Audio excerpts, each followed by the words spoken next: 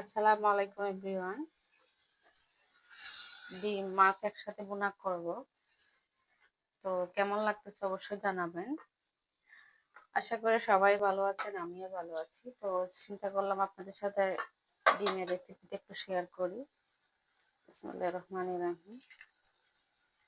এভাবে ডিম রান্না করলে খেতে কিন্তু মাশাআল্লাহ অনেকটা দারুণ হয়। তো একটা ডিম আমি এক পাশে ভেঙে দিয়েছি, আরেকটা ডিম আমি আরেক পাশে ভেঙে দিব।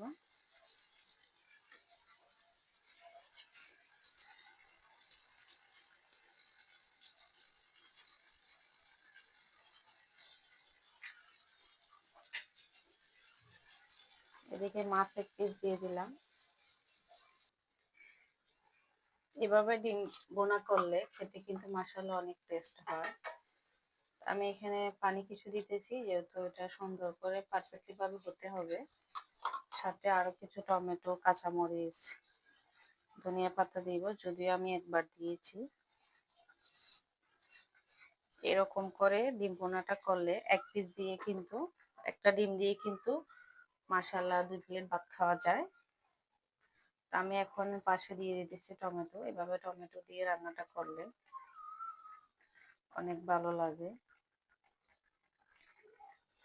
কার কাছে পছন্দ আমার এই রান্নাটা অবশ্যই কমেন্ট করে জানাবেন। টমেটো, কাঁচামরিচ কিছু দিয়ে দিতেছি। কাঁচামরিচ দিতে এমনিতে অনেক ঝাল, আমি আরো দিয়েছিলাম। সাথে ধনিয়া পাতা দিয়ে দিলাম। এই রান্নাটা কেমন হয়েছে অবশ্যই জানাবেন। যখন সুন্দর করে হয়ে যাবে খেতে মাশাআল্লাহ খুব দারুণ হবে। দেখতে পাচ্ছেন মাশাআল্লাহ কালারটা। ডিম কিন্তু ভেঙে যাবে না, ডিম একদম গোটা থাকতে হবে, তাহলে এটা টেস্ট আসবে। ভেঙে যাইলে ডিমের টেস্টটা লাগবে না। তো কেমন লাগছে আমার রান্নাটা অবশ্যই জানাবেন।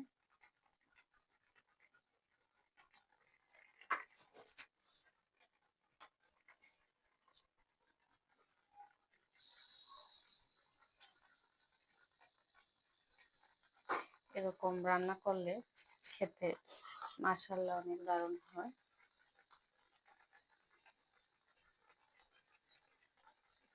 টমেটো গুলা যখন গলে যাবে এটা খেতে কিন্তু মাশাআল্লাহ আরো দারুণ হবে।